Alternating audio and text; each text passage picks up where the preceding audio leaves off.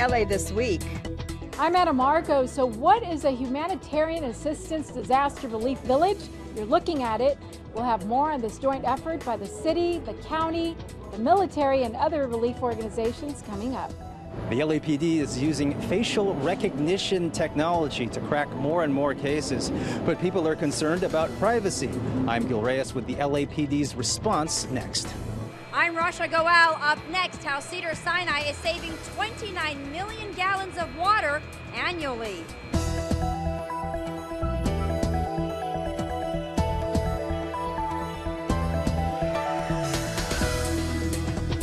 Hey everybody, I'm Yana Kay. Here's what's happening on LA This Week. It's one of the highlights of the year for the Port of LA. Each year, Fleet Week sails into the harbor, bringing with it an economic shot in the arm for San Pedro. Anna Marcos shows us how Fleet Week helps boost San Pedro's revitalization plan. LA Fleet Week has landed at the Port of Los Angeles as the Navy, Coast Guard, and Marines put on their biggest show of the year, displaying gear, gadgets, and military might for the public to see. It's just a great celebration with music, fun for the family, and a recognition of our heroes, everyday heroes, who man and woman these ships. But there's another reason the town of San Pedro welcomes the naval presence each Labor Day weekend. All this red, white, and blue brings in more of the green, too, as thousands of visitors help pump up the economy. Business always picks up for the owners at the Ojas Coffee House. Last year was really busy over here, yeah. And a lot of cool people, fun people, a good environment. Fleet Week is helping define the LA waterfront as one of the most unique destinations in California.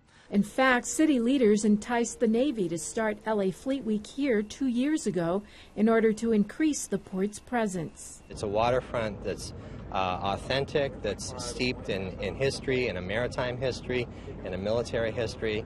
So it's really just continuing what's been here for decades. This port, as you know, it's an incredibly economic engine for our nation. And so what's your Navy doing? They're out in all corners of the world making sure that economy can continue to flow. Over the past 15 years, the port has invested more than $600 million in opening up the waterfront, creating more user-friendly areas, parks, promenades, moving cargo operations to the other side, and creating new areas for future development. When you build the infrastructure, the parks, the promenades, the space for future development, the next thing you have to do is create a reason for people to come down here.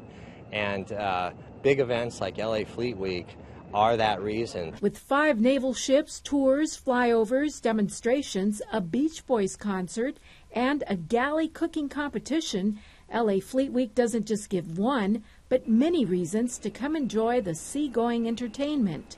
There's only one more thing on city leaders' wish list. They're hoping to get an aircraft carrier one of these days. For more information on Fleet Week, visit lafleetweek.com.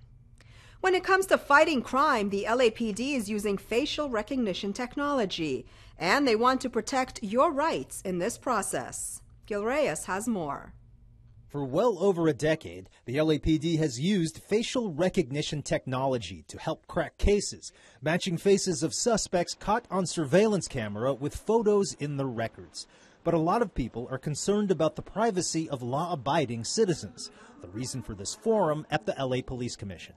To basically demystify this whole mystique that's involved in it and basically clarify a lot of misconceptions, because there are a lot of misconceptions out there about the type of technologies that we use. You will see surveillance cameras like this one everywhere, but one thing they are not doing is capturing images of people's faces and storing them into an LAPD database for future reference.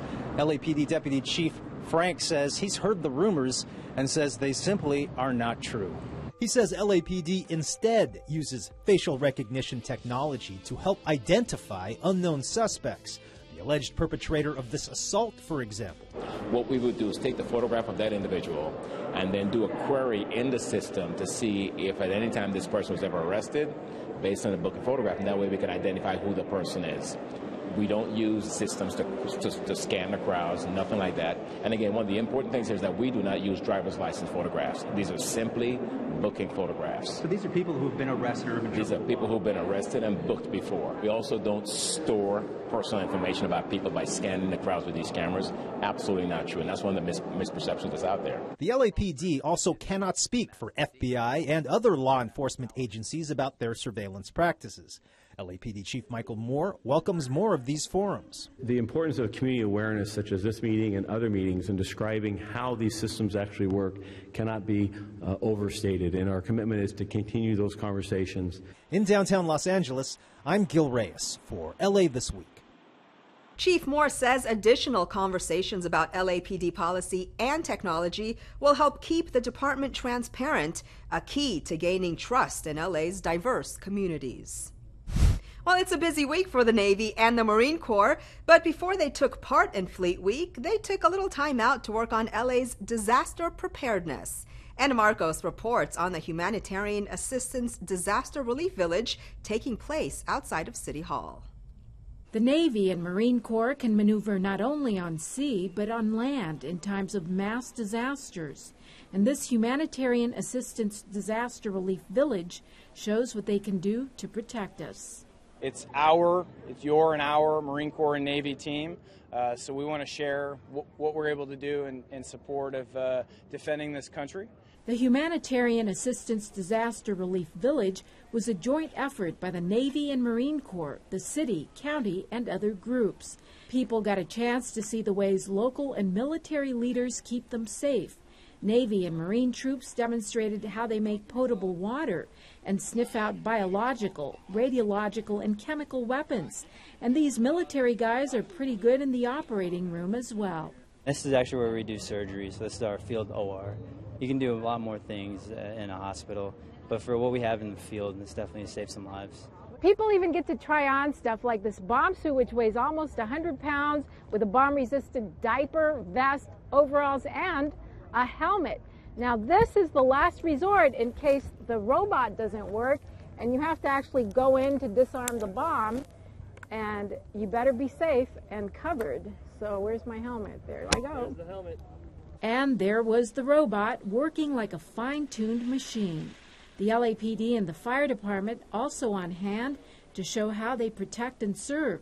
But city workers reminded Angelenos they must depend on themselves as well.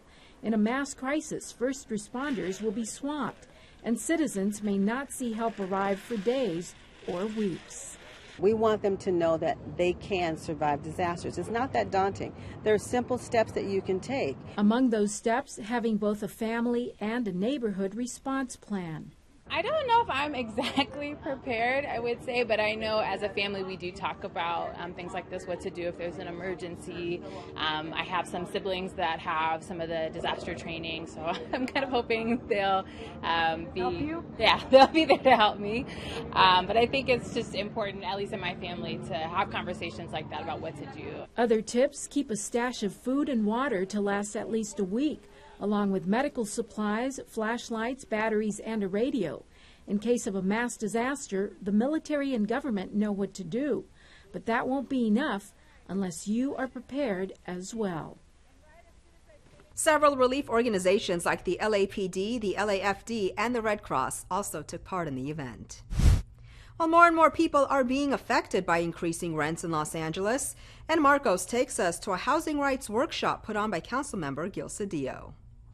Ask most LA renters about their rental situation, and you will get a list of complaints from rents that are too high to landlords who illegally evict you. This tenants' rights workshop near USC, put on by Councilmember Gil Cedillo's office, helped arm residents with knowledge about their housing rights. A lot of the builders in this area, developers, landlords, they rent specifically only, or they market themselves to rent only to students, USC students specifically. It's hurting the community for the long-term residents. And I personally have seen when I call the different landlords for when there's availability in their units, that they ask me if I'm a USC student. I came here to seek the knowledge so I can protect myself, and my main concern so I can help the elderly people from losing their place of where they live. It is important because we're living in a time where everybody needs to be informed about what their rights are in regards to housing. It's Councilmember Gil Cedillo's priority to inform the community about their rights. Residents got to meet with city housing staff to learn about rent control and city laws, and they got free one-on-one advice from housing attorneys. No rental problem was too big or too small. I actually have had excessive noise in my apartment, in the unit above me, going on for over a month now, and it's like 24 hours a day. So I haven't been able to sleep, and it's very disruptive. A lot of people are hurting. They're hurting financially, and a lot of them are becoming homeless or at risk of becoming homeless, and we want to make sure we take care of our neighbors. This workshop was one attempt to take care of the most vulnerable residents. More tenants' rights workshops are planned. City housing inspectors were also on hand to answer questions. Well, turning now to how one local hospital is seeing huge savings in its water bill while helping save water at the same time. Rasha Goel has more. This is Cedars Sinai groundwater reuse system, where water is captured, cleaned, and used to help clean the air conditioning system that serves the facility. Here at Cedars, more than half of the cooling water's water usage comes from recycled groundwater, saving the hospital 80,000 gallons of water every single day. Let me put that into perspective. That's enough water each day for 267 single-family homes, and just with this one project. Known as the Cedars Sinai Medical Center's Cooling Tower Project, which was developed by Cedars Sinai staff, the system filters and repurposes water. Construction and implementation of the system started in 2015 and took about 2 years to complete. Cedars Sinai is proudly committed to water conservation, and our groundwater reuse system has taken this to a new level. Through this project, Cedars Sinai has been able to reduce its annual water bill by up to $365,000 a year. Now, this project was made possible through an incentive program that was offered by the Los Angeles Department of Water and Power. We created this technical assistance program just for these fantastic customers that have an idea, that think of, I wonder how we could do this, and then we provide a grant to help them see this to fruition. We provided a $150,000 grant to Cedars Sinai, and it helps them create something that is so beneficial to every citizen or every person in Los Angeles. It's an innovation that is saving water and money. Whether created on an individual or corporate level, these types of developments can help benefit the entire Southern California region. Medical services are returning once again to Chinatown. As Gil Reyes reports, the hospital is reopening with a new name and purpose. In a different type of medical miracle, a group of doctors are resuscitating Chinatown's only hospital from certain death. This is what we fought for. We were not going to accept or tolerate the closing of this important institution.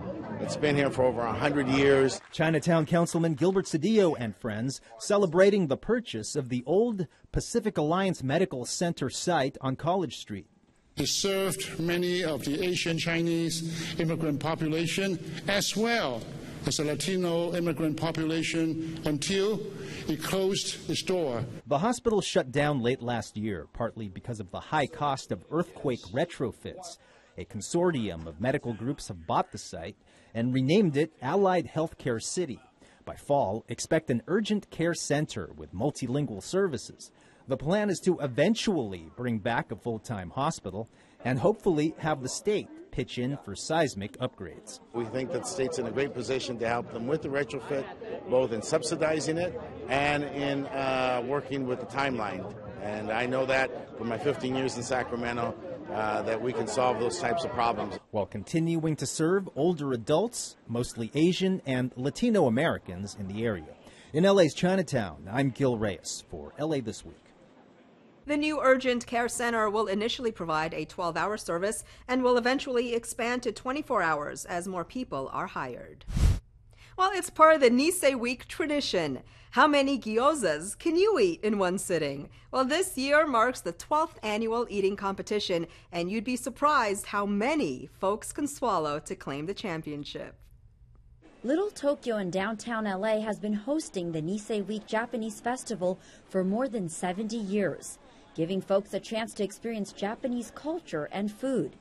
Nisei Week was first held during the Great Depression when Little Tokyo was also going through tough times. Issei, the first generation of Japanese immigrants, came up with Nisei Week to attract younger crowds and support stagnating businesses. We just came out for the summer festival just to have the kids out, have a good time. I'm here for the Rubik's Cube competition, and then we stop by and walk around the fair. Over a 7-day period, the festival highlights various events and exhibitions, parades, and much more. The World Gyoza Eating Championship is a major attraction with 19 competitors this year. Renowned world champion eater Joey Chestnut came to defend his title from last year and holds the world record of eating 384 gyozas, a Japanese dish made of wonton wrappers stuffed with pork and cabbage. And his strategy? Breathe, chew, swallow. Don't forget to drink the water. Don't overstuff my mouth.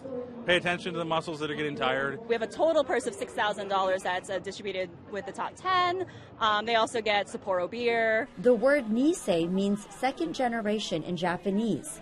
It refers to the audience that the festival originally tried to attract, Americans of Japanese descent. However, today the festival attracts many diverse groups of people. The other main highlight of the festival is the Grand Parade. For more info, check out niseiweek.org. Well, it's a first-of-its-kind bar in historic Filipino town with a twist. Nightlife in LA's historic Filipino town just got livelier with the area's only tavern owned by a group of Filipino-American women, a rarity in this male-dominated profession.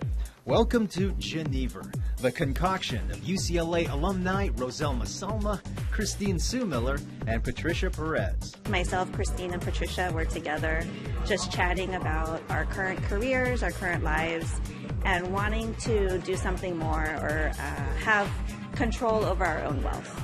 The result is this softly lit speakeasy-style gin lounge with a feminine touch. It's always so intimidating to go into a bar by yourself, especially as a woman.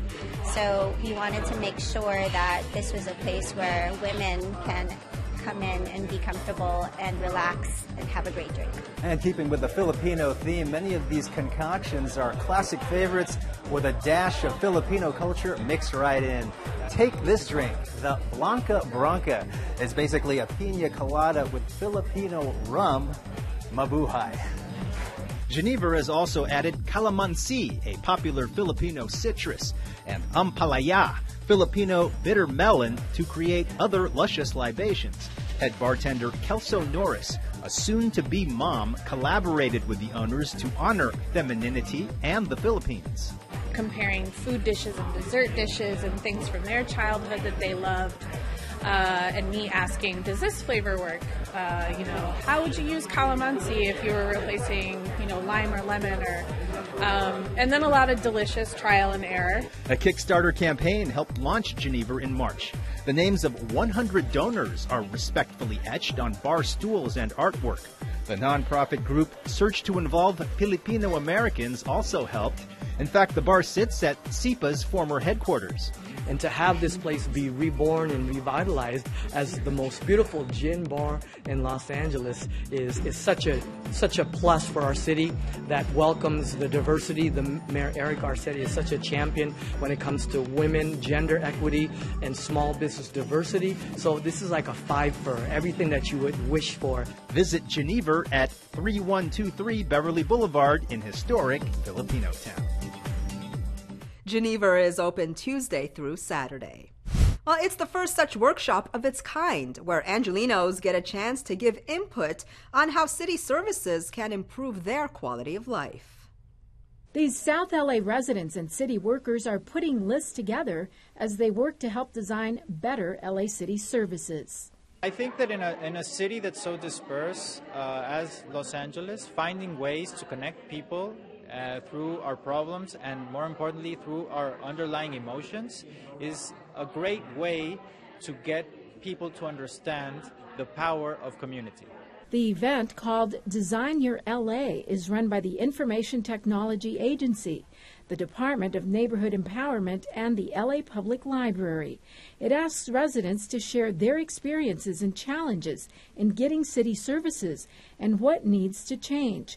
Issues run the gamut from police harassment and LA traffic to the lack of bus benches. And all the bus stop benches off the bus stops, people can't sit down, the elderly can't sit down. Police harassment needs to be dealt with because they feel very disrespected. Notice that even in off-peak hours that there's still traffic. A lot of people live in some place and work 60, 70 miles away. So you have a lot of movement from one place to other, and then it's not. But I think it might be making the situation worse, not better, that you have everybody finding the same what used to be your shortcut. The Information Technology Agency, which runs digital information services and computer technology for the city, will use the input to target problems. For example, traffic can be improved by changing how the city times its stoplights. The police harassment issue might require a little more brainstorming. I'm really excited about the number of folks who've come out to share their ideas and who are really interested in working together to make a difference.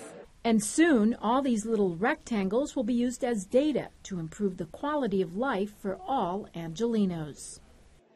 The Information Technology Agency plans to have more of these workshops throughout the city. A hip-hop dance pioneer helped make the streets a little bit safer this summer while showing off some of his signature moves. It's no joke. Hip-hop dancer Tommy the Clown is part of an effort to help reduce gang crime in South Los Angeles. The originator of the clowning dance craze was the special guest at the Summer Night Lights event. The crowd loved it. This is my first year working for SNL. It's good to get back to the community. SNL, or Summer Night Lights, keeps city parks open late during the summer months with supervised recreation for youth. City leaders say since SNL launched in 2007, participating parks have seen a significant drop in area crime. This is something that we do, especially during the summers, to make sure that that our kids and others have some activities to do. So I like to see it happen all year round, but I'm just happy that it's occurring here where we need it. South LA Councilman Curran Price hosted the Summer Fun Fair at Slauson Recreation Center. 32 parks and rec centers participated in SNL programs this summer. In South Los Angeles, I'm Gil Reyes for LA This Week. KDAY Radio also broadcast from the event. 2 LA festivals celebrate LA's diverse communities, and kids in Sylmar have a new place to climb and swing. All these stories in Citybeat. Nonprofit group DTLA Proud held its 3rd annual LGBT Festival. The 3-day event was held in downtown's Pershing Square.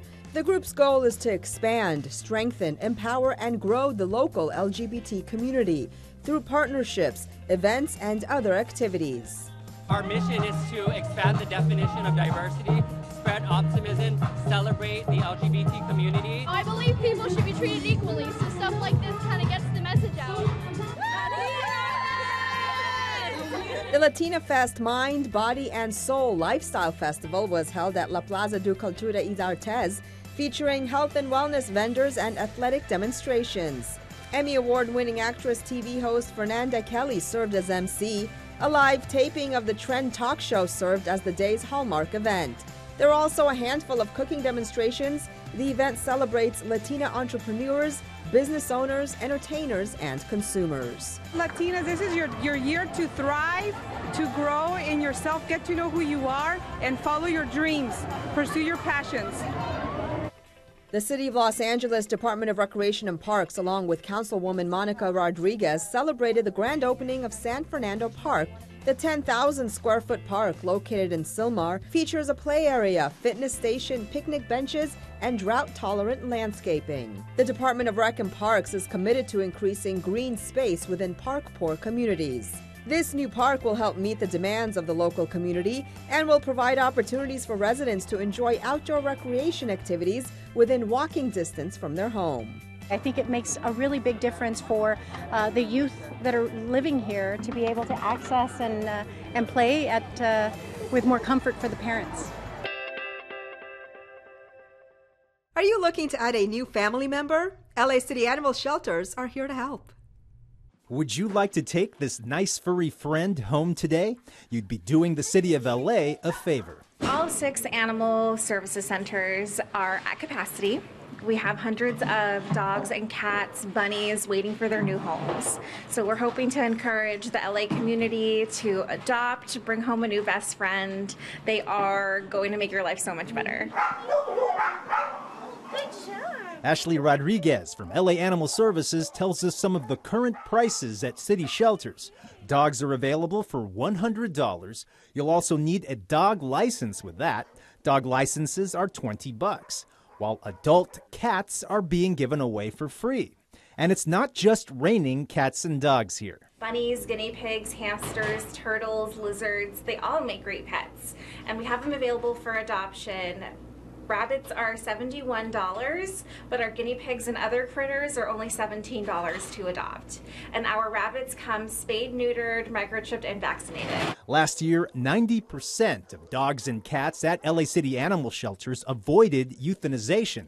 Local leaders want to improve those numbers, hoping the city's mandatory spay-neuter law will help.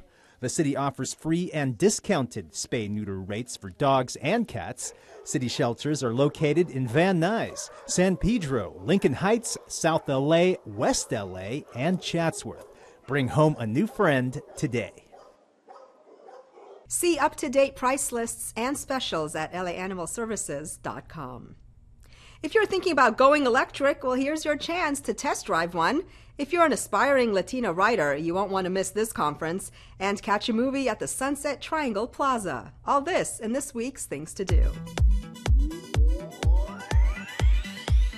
Join the Los Angeles Department of Water and Power in downtown LA and get behind the wheel of a plug-in electric vehicle. Officials say electric vehicles are fun to drive, are less expensive, and more convenient to fuel than gasoline vehicles. They say they're also better for the environment, promote local jobs, and reduce our dependence on petroleum.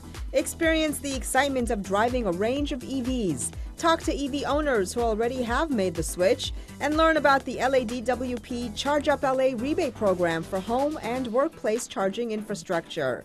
Bring the family to enjoy food trucks, vendors, EV displays, and lots of fun. The first 500 test drivers get free coupons for food from participating food trucks on site. The festival takes place September 8th from 10 a.m. to 3 p.m. at the Los Angeles Department of Water and Power located at 111 North Hope Street. Come out for the second annual Latino Writers Conference, featuring workshops that explore the diversity of the city's Latino writing community. Topics include film and theater, publishing, children and young adult literature, academia, and more. All panels and workshops are designed to encourage discussion long past the closing of the conference. Numerous vendors and authors will be presenting their publications and work throughout the day. Bring your children. Childcare with lots of activities will be provided free of charge. Tickets are free, but early registration is encouraged. The conference takes place September 8th from 9 a.m. to 6:30 p.m. at Plaza de la Raza Cultural Center in Lincoln Heights. The Silver Lake Picture Show has been showing free outdoor movies in Silver Lake's Sunset Triangle Plaza since 2012 and has grown to be one of LA's biggest free outdoor movie theaters. The Silver Lake Picture Show aims to provide a platform for local artists and a communal ground for the neighborhood to gather and enjoy an entertaining and free evening. With more than 600 attendees per show and over 20,000 attendees in its 6 seasons, the picture show transforms Thursday nights at the Sunset Triangle Plaza in Silver Lake into a bustling community center. Bring your friends, family, chairs, picnics, and eager yearning for enjoyment. The next film screening is Rush Hour, taking place Thursday, September 13th at 7:30 p.m. at the Sunset Triangle Plaza. And that's a look at some things to do. Well, that's going to do it for this edition. I'm Yana Kane from all of us here at LA This Week. Thanks for joining us. A reminder that you can catch us online at lacityview.org and check out our latest social media videos, LA This Minute. We'll see you back here next week for more of LA This Week.